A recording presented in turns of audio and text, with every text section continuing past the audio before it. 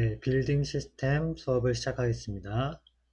우선 맨 처음 우리가 할 거는 강의 계획서를 보면서 수업이 어떻게 진행될지에 대해서 설명을 하도록 하겠습니다.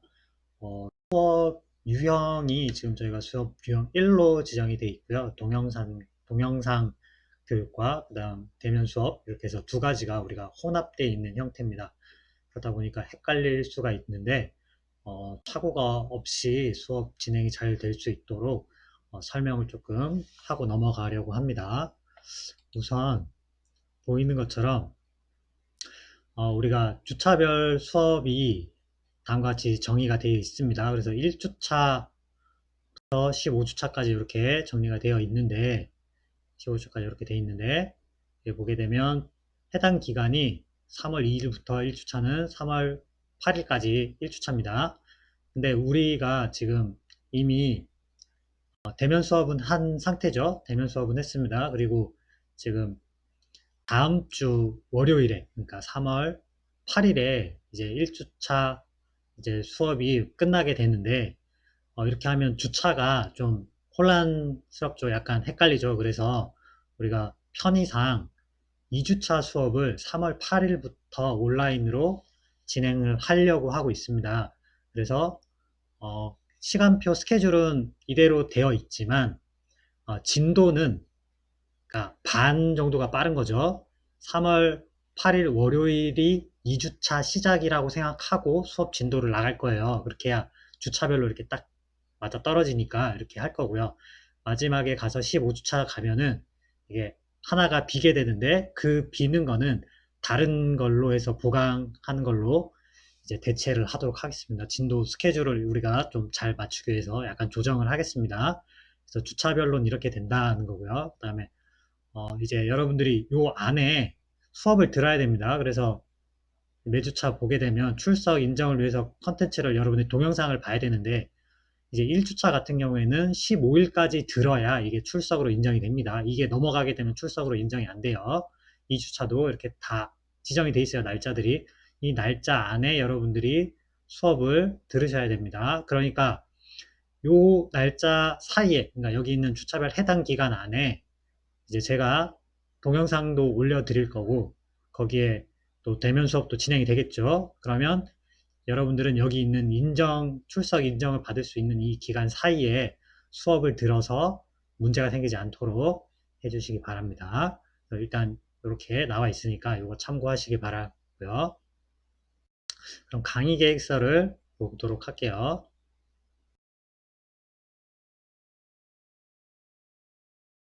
강의 계획서입니다.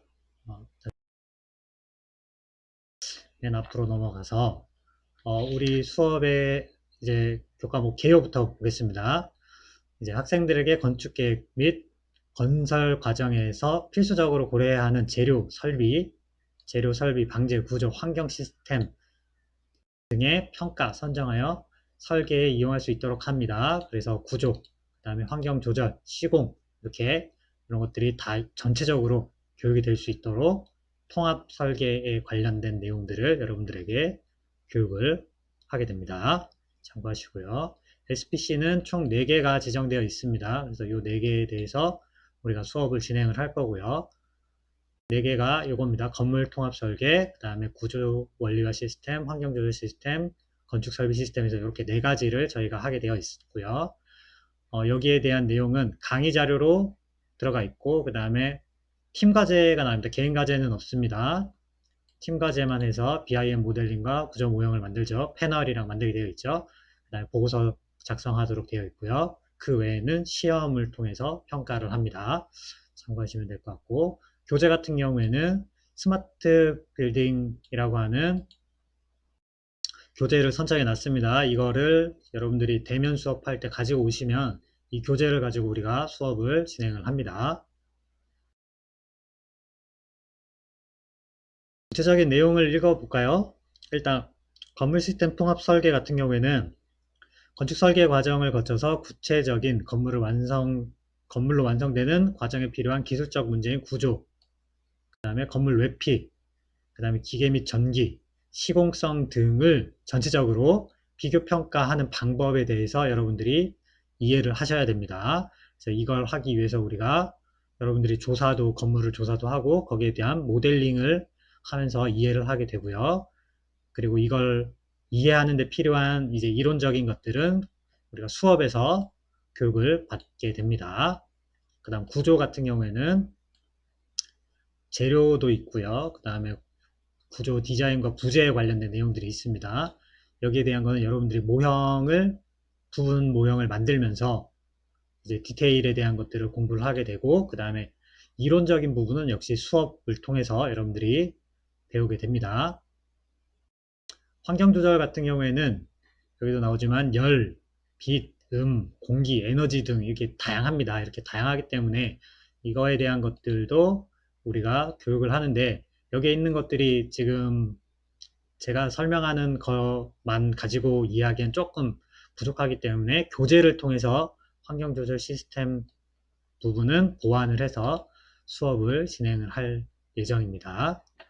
그다음 건축 설비 시스템 같은 경우에는 뭐 여러분들 다 아는 여러 내용들이 있고, 요거에 대한 거는 교재에 대한 걸 가지고 하기도 하고, 그 다음에 여러분들이 조사를 하는 부분도 있고, 그 다음에 BIM 모델링을 하는 부분도 있고, 이렇게 좀 섞여 있습니다. 그래서 전체적으로 보면은 BIM, 그러니까 선생님이 교육하는 강의가 있고요. 그 다음에 교재를 이용하는 방법과 여러분들이 BIM 모델링을 이용하는 방법, 이렇게 해서 크게 세 가지 방법을 이용해서 우리가 수업의 목표를 달성을 하기 위해서 진행이 된다라고 이해하시면 될 것 같아요.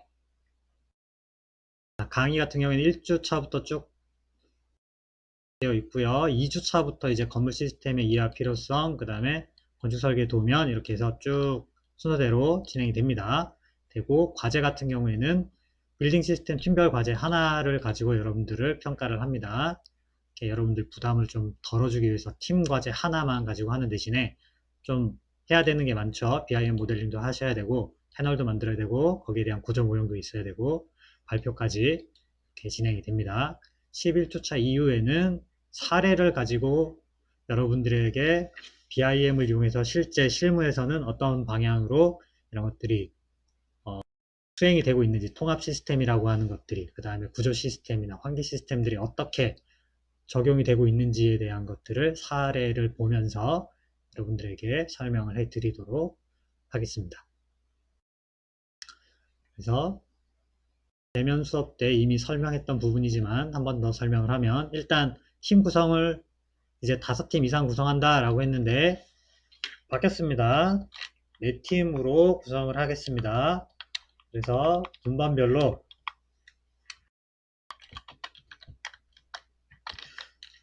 두 팀을 만들겠습니다. 그래서 한 팀당 인원은 12명 내지 13명이 되겠죠.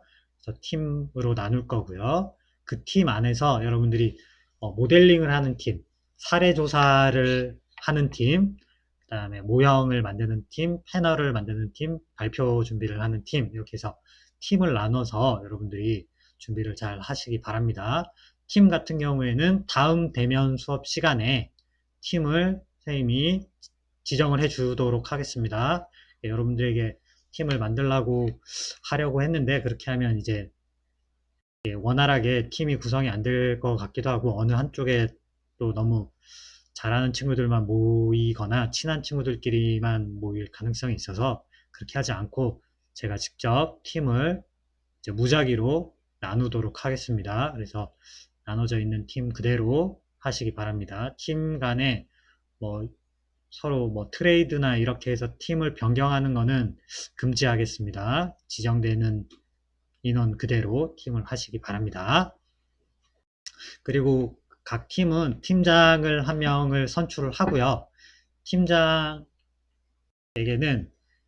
약간의 권한을 줄 건데, 그 팀장은 여러분들이 선출을 하는 대신에 그 팀장이 조원들을 평가하도록 할 거예요. 그래서 잘하는 친구랑 못하는 친구, 이렇게 좀 구별을 할 거예요. 뭐 점수 차이를 많이 주진 않을 거지만 어느 정도 참여도를 반영해서 평가를 하도록 할 겁니다. 참여도 역시 일단은 상중하로 생각을 하고 있는데, 그거는 그때 가서 참여율이 높은 학생에게 가산점을 주고, 그 다음에 참여가 너무 저조하거나 이런 친구들에게는 약간의 감점을 주는 방향으로 점수를 매기도록 하겠습니다. 그러니까 팀 작업도 참여를 열심히 해주시기 바랍니다. 대상물 같은 경우에는 BIM 모델링을 할 건물을 여러분들이 선정을 하는데, 건물은 지난번에 이야기해줬죠. 국내 이렇게 10개가 있고요. 해외에도 이제 16개가 있습니다. 이 중에서 고르시면 되는데, 이거 이외에 여러분들이 하고 싶은 건물이 있으면, 이야기했듯이 선생님한테 그거 어떤 건물을 할 건지 미리 이야기를 하시면 해도 되는지 또는 다른 건물을 해야 될지에 대해서 제가 판단을 내려서 이야기를 해 드릴 거고요.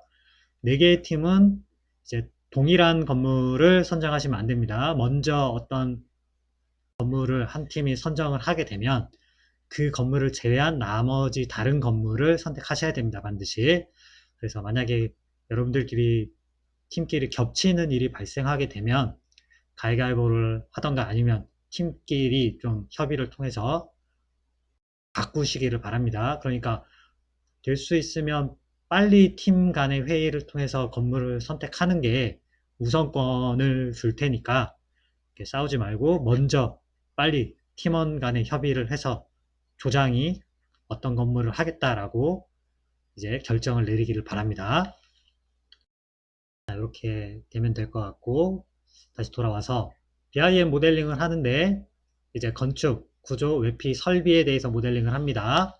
그 다음에 여기에 대해서 좀 외피 부분이랑 그 다음에 외피 시스템과 구조 시스템이 결합되는 부분에 대해서는 상세 단면도를 만드시고요. 여기에 대해서 투시도도 그립니다. 그리고 그 부분을 이제 입체 모형으로 표현하는 것까지 이야기를 해드렸고요. 될 수 있으면 여기 있는 건물들을 하되 여기 있는 건물이 아닌 다른 건물을 만약에 선택하더라도 또는 여기 있는 건물을 하더라도 디테일 부분을 만들 때는 디테일 부분이 너무 일반적으로 단순한 형태의 부분은 피하도록 합니다. 그래서 구조와 외피 결합이 되는 그 디테일 형태가 표현이 잘 될 수 있도록, 그래서 외장재와 또는 외피 부분과 구조가 결합되는 디테일 부분이 건물의 특징을 잘 보여줄 수 있는 부분이 나타나도록 만들어 주기를 바랍니다. 그래서 여기 있는 것들을 이용해서 도면화 시키는데 여기 보면 간섭 검토라든지 여기에 대한 비교 평가 부분은 아까 잠깐 이야기했죠. 사례 조사를 하는 팀을 만들려고 했죠. 그래서 그 팀에서 이 건물에 대한 정보들을 종합적으로 분석을 한 자료들을 정리를 합니다. 그래서 그거를 패널에 집어넣으시고 그 다음에 보고서로 만드셔야 합니다. 이해하셨죠? 자, 이렇게 하면은 일단 우리 수업에 대한 내용은 어느 정도 전달이 된 것 같습니다. 이거 외에 다른 부분을 좀 더 추가적으로 설명을 하자면,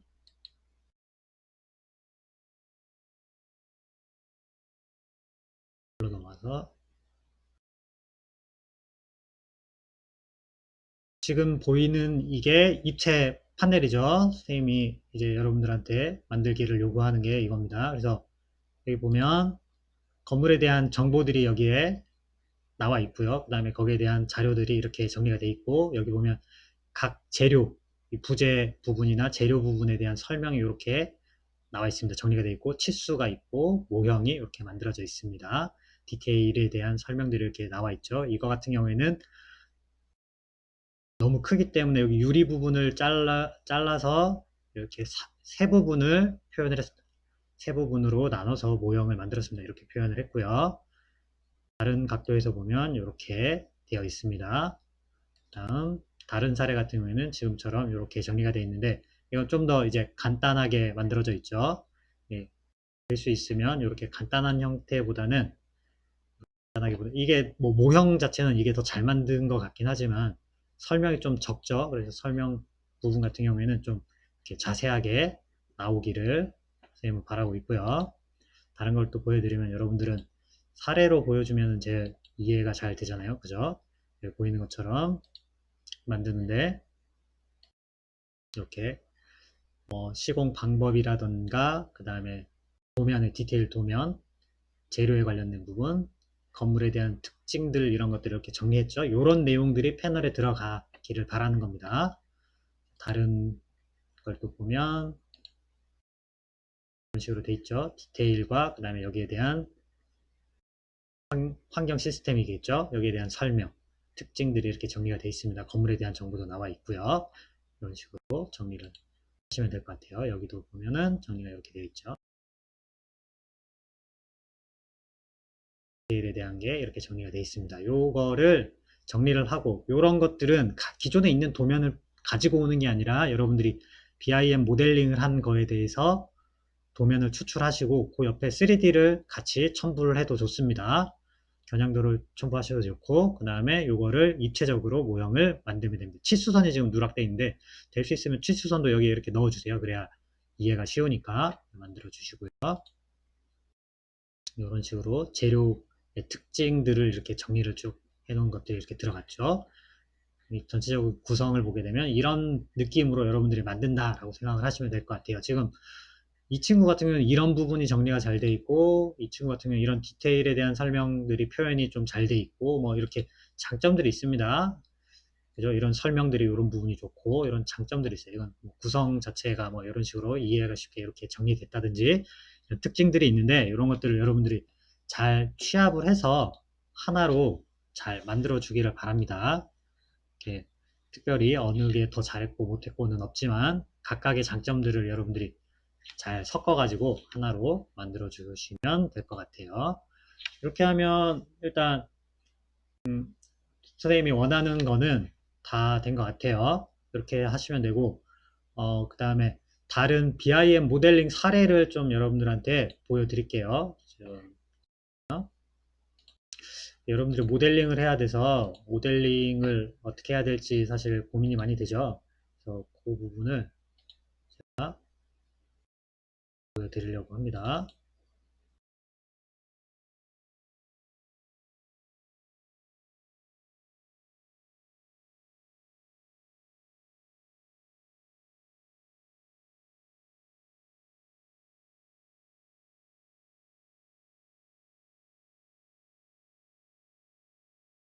지금 보이는 요거를 가지고 설명할게요. 여기 보면 이게 BIM 모델링 했던 거예요. 그래서 이거 역시도 팀마다 이렇게 어떤 부분이 더 잘 되고 어떤 부분이 좀 더 아쉬웠고 뭐 이런 특징들이 있지만 잘 돼 있는 사례를 여러분들에게 보여드리는 거예요. 그래서 이런 거는 뭐 없어도 괜찮습니다. 목차는 있어야 될 것 같고 이렇게 해서 여기에 대한 설명, 내가 건물에 대한 설명을 보고서로 이렇게 정리를 쭉 했고요. 건물의 특징들, 시스템의 구조 시스템 설명이 쭉 나오죠. 기술의 특징들 이렇게 나옵니다. 웹피 시스템에 관련된 부분 이런 정보들이 나와 있어요. 설비 이런 것들을 조사를 쭉 하세요.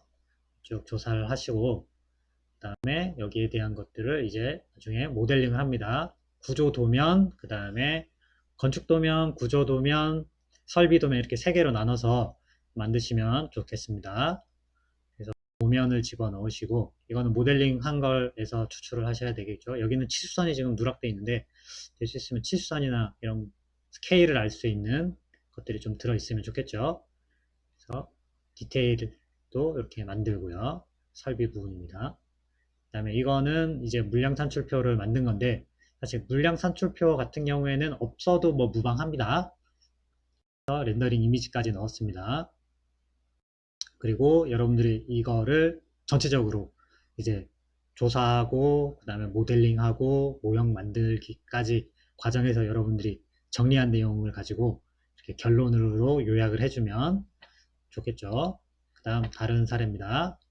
여기서는 빌딩의 개요 부분부터 시작해서 이렇게 목차가 나와 있고요. 관련된 부분 어떻게 수행했는지 이건 레빗에서 도면을 추출한 거죠. 이건 모델링을 층마다 이렇게 하다 보니까 굉장히 힘들었을 텐데 저번에 이야기했지만 이거 전층 하는 거는 안 하기로 했습니다. 그래서 특징이 잘 나타나는 층으로 해서 5개 층만 조금 구체적으로 지금 여기 있는 모델링도 잘 하긴 했지만 좀 더 구체적으로 보이게끔 모델링을 해주시면 될 것 같아요. 그래서 도면이 잘 돼 있어요. 도면이 굉장히 잘 만들어져 있고 표현이 잘 됐습니다. 도면이 구조부터 시작해서 설비 도면 잘 돼 있어요. 안에 투시도도 잘 넣어놨고, 그죠? 설비 투시도도 잘 만들어 놨습니다. 상세도도 이렇게 표현을 잘 했어요. 그래도 물량을 넣어놨어요. 이런 식으로 정리가 되어 있는데, 이 친구 같은 경우에는 앞에 그 건물의 특징을 조사하는 부분이 조금 앞에 보여드린 것보다는 조금 적죠, 분량이. 특징 정리하는 부분이 조금 어떻게 보면 약간 아쉬운 부분이 있어요. 그런 부분은 이 보고서가 좀 더 좋죠. 반면에 뭐 도면 표현이나 이런 것들을 보면 뒤에 보여드린 게 좀 더 좋고, 그죠? 약간의 장점들이 다 있습니다. 이런 식으로 여러분들이 조사를 하셔가지고 여기에 대한 것들을 정리를 하시면 좋을 것 같습니다. 이렇게 하면 수업을 하는데 필요한 정보들은 어느 정도 드린 것 같아요.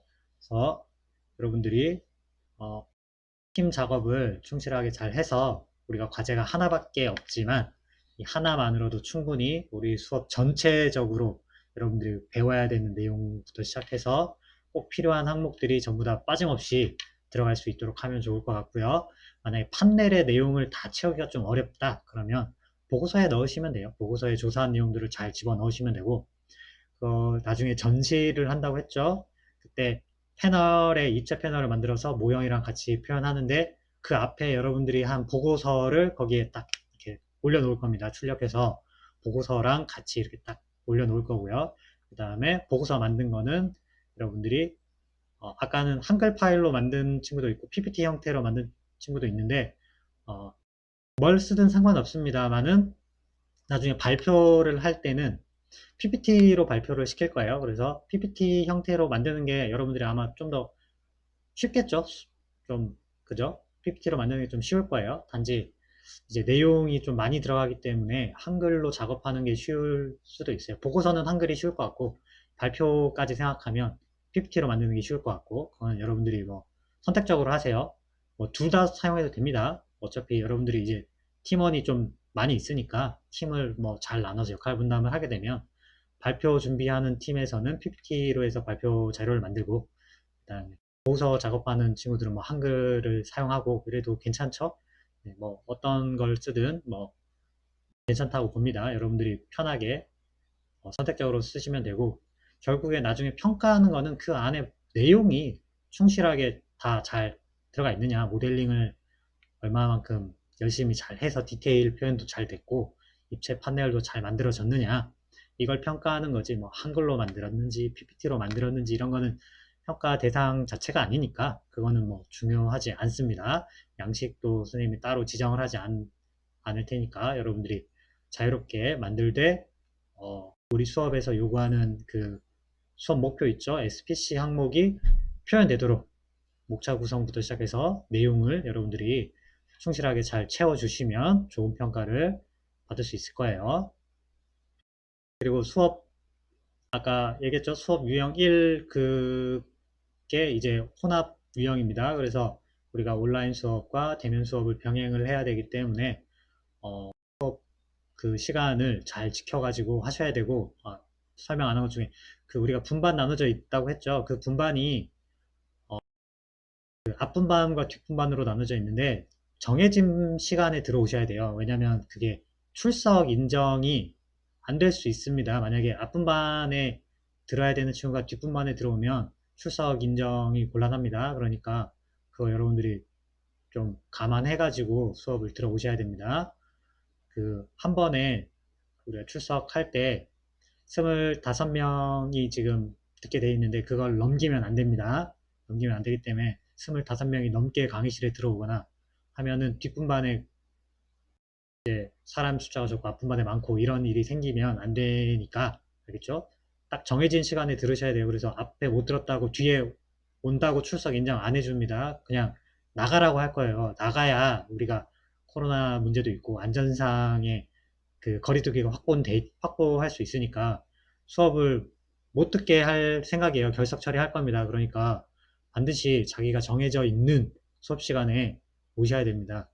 우리가 분반으로 나눠져 있는 것 자체가 여러분들이 앞분반에 지정돼 있는 친구는 앞 시간이 본인의 수업 시간이에요. 뒷 시간은 본인의 수업 시간이 아닙니다. 그러니까 그런 거 나중에 뭐 약간 유도리 있게 해달라 이런 거 하시면 안 돼요. 나중에 문제가 됩니다. 그러니까 그렇게 하지 마시고 정해진 시간에 딱 와서 수업 듣고 그리고 그 나머지 시간에는 동영상 강의를 들으셔가지고 과제를 할 수 있도록 준비를 하시고 팀 작업 열심히 해주시고 그 다음에 이야기했듯이 팀 작업의 비중은 약 한 30% 정도가 됩니다. 그러면 나머지 이제 70% 중에 출석 10% 빼면 60% 정도는 개인 평가예요. 개인 평가.